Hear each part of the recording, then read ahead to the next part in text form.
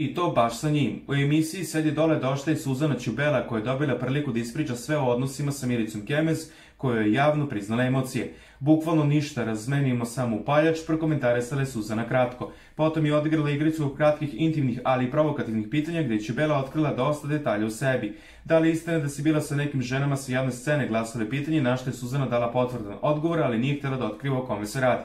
Silikonske usne ili prirodne bilo je sledeće pitanje, na što je Ćubela odgovorila da je zanimaju samo prirodne devojke.